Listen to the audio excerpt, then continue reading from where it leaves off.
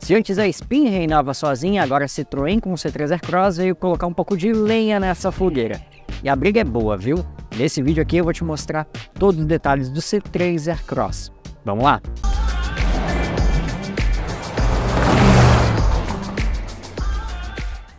Se você curte ver avaliações detalhadas de automóveis, eu te convido a se inscrever aqui no canal, é só mandar ver no botão que está aqui embaixo e ativar o sininho das notificações. Se você está preparado para descobrir todos os detalhes desse carro aqui, não esquece de deixar um like. Já que a gente está na dianteira, vamos começar a mostrar esse carro aqui, começando pelo conjunto óptico separado nos LEDs diurnos e também na seta aqui em cima e os faróis baixos e altos aqui embaixo.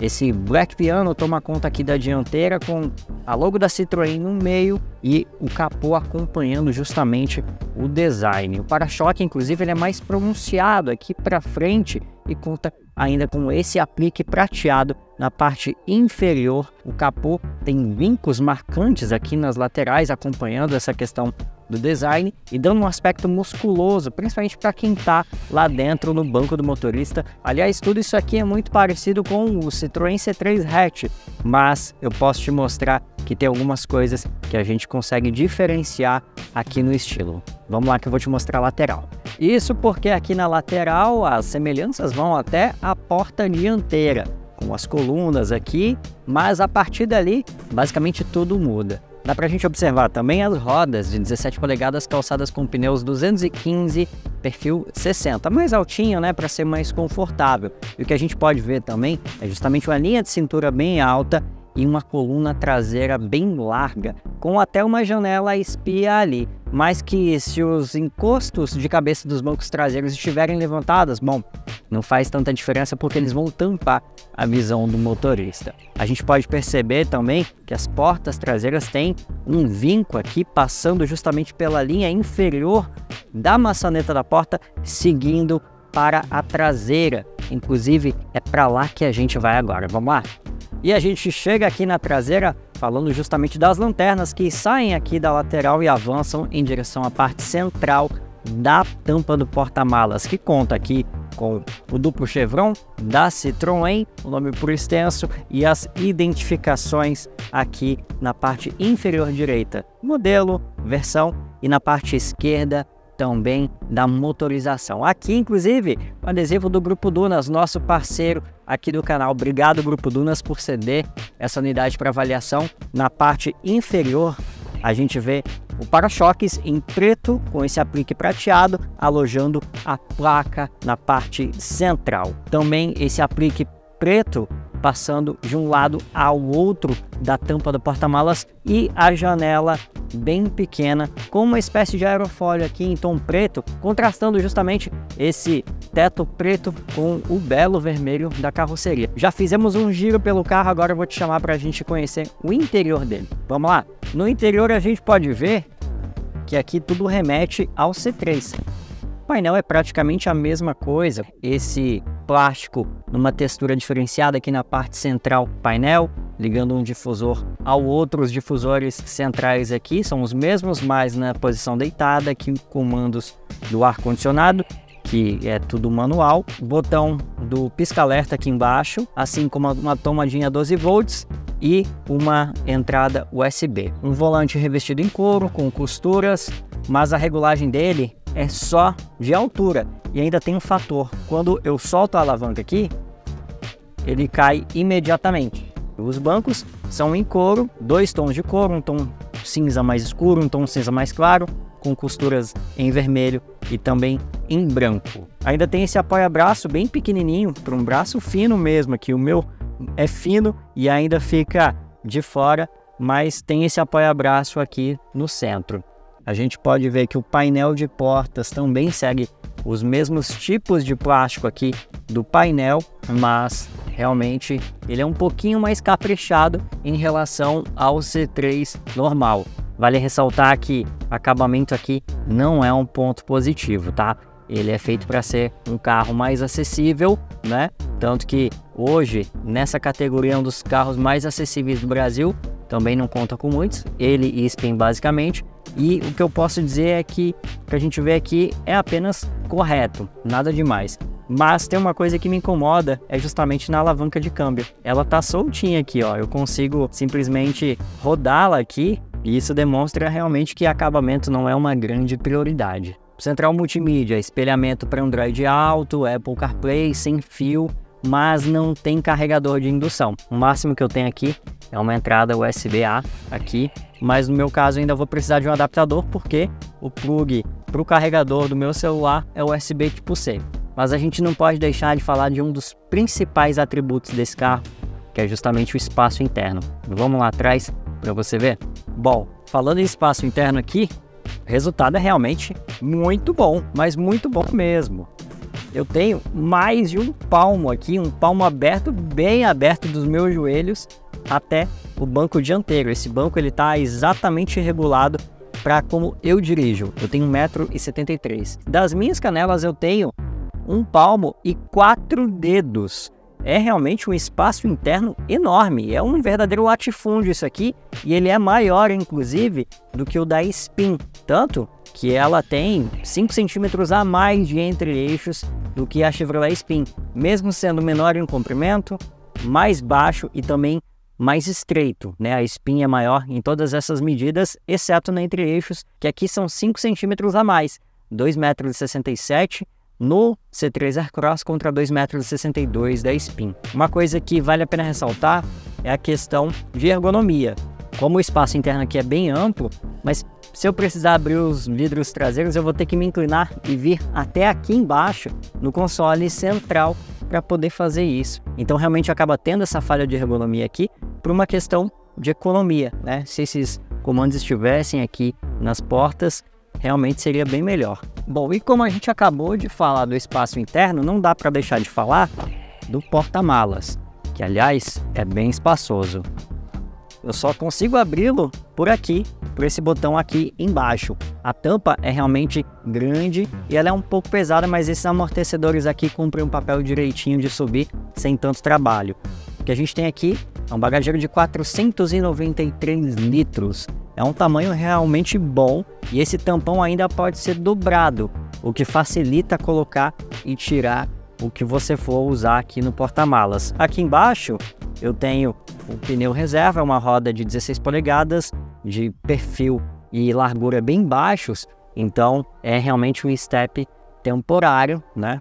Até porque já não veio mais step com roda de liga leve como a gente via há alguns anos. Mas realmente em termos de porta-malas, por mais que a gente tenha um resultado menor do que na Chevrolet Spin, a gente ainda pode dizer que o resultado aqui, 493 litros, é muito satisfatório. A gente também não pode deixar de falar sobre motorização, que é um dos principais pontos desse carro aqui. Eu estou falando justamente do motor 1.0 turbo de 3 cilindros, 125 cavalos na gasolina, 130 no etanol e 20,4 kg de torque para os dois combustíveis. Legal nesse carro aqui, provavelmente você não vai conseguir ouvir no áudio, é que quando você dá uma acelerada mais funda e solta o pedal, você consegue ouvir o espirro da turbina.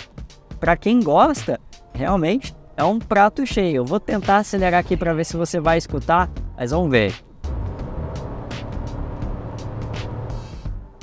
Ele dá um espirro bem modesto assim, mas que realmente dá para ouvir aqui dentro se você tiver com tudo desligado. Eu acho isso o máximo, realmente eu curto muito isso. O que a gente pode notar é que esse motor 1.0 ele é muito eficiente em termos de potência. O conjunto já é conhecido, já é utilizado em outros carros do grupo Stellantis e leva muito bem a C3 Aircross. O conjunto dele para transmissão CVT é muito bom, ela simula 7 marchas e tem um modo Sport também que pode ser acionado por um botão aqui no lado esquerdo. E aí eu já entro para falar sobre dirigibilidade, criticando uma coisa aqui no C3 Aircross, que é a ergonomia. O painel é o mesmo do C3, mas o que a gente pode ver aqui é que a ergonomia não é lá um ponto forte, principalmente por esses comandos que estão aqui, dos retrovisores e também travamento das portas, dos vidros traseiros, que dificulta realmente a ergonomia para quem vai aqui. Outra coisa diz respeito justamente aos comandos aqui no volante. Eles são um pouquinho confusos, embora você tenha, por exemplo, volume, passar a faixa, e o botão de passar a faixa é justamente o que você atende e desliga o telefone. E o outro botão que a gente tem aqui do lado esquerdo é para controlar o computador de bordo. Você consegue ter acesso às informações pelos botões aqui do lado esquerdo. E não existe, por exemplo, o botão sair para quando você entra no menu. Você tem que ir até em cima no menu, selecionar o sair e dar um OK aqui. Isso realmente me soou muito confuso. Navegabilidade aqui não é tão boa. E o quadro de instrumentos, apesar de pequenininho, ele pelo menos tem todas as informações. Eu só confesso que eu achei a navegabilidade um pouquinho estranha. As informações não são tão palpáveis assim. E ainda falando em questões que interferem na dirigibilidade, outro ponto é a direção elétrica. Ela é muito leve nas velocidades baixas e também na hora de manobrar. Isso facilita. Só que ela pesa de um jeito um tanto artificial. Eu considero isso um ponto negativo. Uma coisa que eu senti falta aqui foi de faróis de LED. A gente está falando de um carro de concepção moderna e essas luzes halógenas, elas realmente iluminam muito menos do que os faróis em LED. Eu notei isso à noite, passando por túneis também. Minha cidade, a iluminação pública, ela não é tão eficiente fora das ruas principais, das grandes avenidas. E aí eu pude realmente constatar que faz falta um conjunto de LEDs aqui. Outra coisa é a questão de visibilidade. A coluna dianteira é larga, mas você consegue ter uma visibilidade boa por aqui. O problema mesmo está nas colunas traseiras. Elas até têm uma janelinha, mas o que acontece se você subir os encostos dos bancos traseiros, você simplesmente não vai conseguir enxergar por essa janelinha. E aí ela se torna inútil. Fica um ponto cego realmente enorme. Mas pelo menos tem uma câmera de ré para compensar. A qualidade da câmera não é tão boa assim. Você tem sensores de estacionamento. Aqui na chave de seta tem a função do toque, mas ela pisca apenas 3 vezes, tá? Então, no meu ponto de vista, eu sempre falo isso nos vídeos aqui, o ideal é que sejam 5 vezes ela piscando para que você consiga realmente sinalizar uma mudança completa de faixa, por exemplo. A suspensão foi uma coisa que me surpreendeu de uma maneira muito positiva. Você tem um carro alto, suspensão elevada, tanto que a Citroën faz questão de dizer que ele é um SUV, e o acerto da suspensão é um dos pontos extremamente positivos aqui no C3 Aircross. Apesar de ser um carro alto e ele inclinar bem nas curvas, o resultado é muito bom e ele filtra bem as irregularidades sem ser duro, mantém um conforto aqui dentro. Passei por algumas ruas que eu estou realmente acostumado a transitar e para mim foi um ponto muito positivo a questão de suspensão. Uma coisa que para mim ficou devendo é o Cruise Control, que é aquela velocidade em que você coloca aqui e o carro vai sozinho. Nem precisava ser adaptativo, até porque o fim aqui é ser um carro barato. Se tivesse um Cruise Control, realmente seria bem melhor. A gente pode falar em conforto, começando pelos bancos, que eu confesso que não curti tanto assim. Essa parte mais baixa do encosto, ele dá a impressão de que ele está jogando as suas costas para frente, tá arqueando as suas costas. E eu confesso que eu já me acostumei, né? Já estou há um tempinho rodando com esse carro, já estou há mais de um dia com ele. Mas foi a primeira coisa que eu notei quando eu sentei no banco. Eu também achei o assento um pouquinho curto. Estou com boa parte aqui da minha perna para fora do banco. Então se fosse um pouquinho maior aqui, poderia fazer uma diferença a favor do conforto. O ar-condicionado, apesar dele não ser automático, ele é muito eficiente. Isso aí tem que se elogiar. Hoje é um dia extremamente quente aqui em Natal. O carro ficou um período no sol e eu pude realmente atestar que a eficiência dele é muito boa. E isso que essa versão aqui nem tem aquele prolongamento do ar-condicionado no teto que a Citroën anunciou que a versão de 7 lugares teria, né? Mas mesmo assim, só funcionando aqui pela frente, o resultado é muito bom. Ele gela de uma maneira muito eficiente e eu confesso que gostei do resultado aqui do ar-condicionado. Ele gela muito bem, gela rápido também. E então fica esse pontaço positivo a favor do ar-condicionado aqui em termos de conforto. Com o vento contrário, realmente você consegue ouvir com uma frequência muito grande o quanto o ruído invade aqui a cabine. Sabe aquele barulho de vento mesmo com as janelas fechadas? Pois é o que eu estou presenciando aqui agora. É realmente algo que mostra a falta de capricho no isolamento acústico desse carro. Não podemos também deixar de falar no consumo de combustível. Eu estou aqui ao lado da etiqueta do programa de etiquetagem do Inmetro, que aponta o consumo na cidade de 7,4 no etanol e 10,6 na gasolina. Nós conseguimos a boa média de 11,6 km por litro na gasolina. Tudo bem que eu não peguei trânsito muito intenso, mas ainda assim, realmente é um excelente número desse motor que todas as vezes em que eu já avaliei estrada, fastback, Pulse e também mais recentemente o 208, todos com esse mesmo conjunto de 1.0 turbo mais a transmissão CVT, e o resultado em termos de consumo sempre me surpreendeu de uma forma muito positiva. Não é diferente aqui no C3 Aircross. Na estrada, o programa de etiquetagem diz que ele faz 8,6 por litro no etanol e 12 por litro na gasolina. O que a gente conseguiu foi uma média de 13,6 km por litro na estrada, rodando a uma velocidade média de 104 km por hora. Teve pista dupla, sim, mas também teve redução, teve retomada, teve ultrapassagem. O resultado em termos de consumo é realmente muito satisfatório para esse carro aqui. Se você precisa de um carro com um bom espaço interno, com porta-malas bom, que te ofereça um bom desempenho e um consumo justo, sem dúvidas é uma ótima opção. Mas não espere um carro de acabamento refinado, porque o acabamento dele é inferior ao do Chevrolet Spin, não tem a menor dúvida disso. O porta-malas dele também é menor do que o da Spin, embora seja generoso na casa dos 500 litros, né? 493 para ser mais exato, mas o desempenho é um ponto positivo, o espaço interno é bom. Para quem gosta de posição elevada, né, aquela posição mais alta na hora de dirigir, esse carro vai te oferecer isso também. O consumo é extremamente favorável. Ainda tem uma multimídia aqui com espelhamento sem fio para Android Auto e o Apple CarPlay.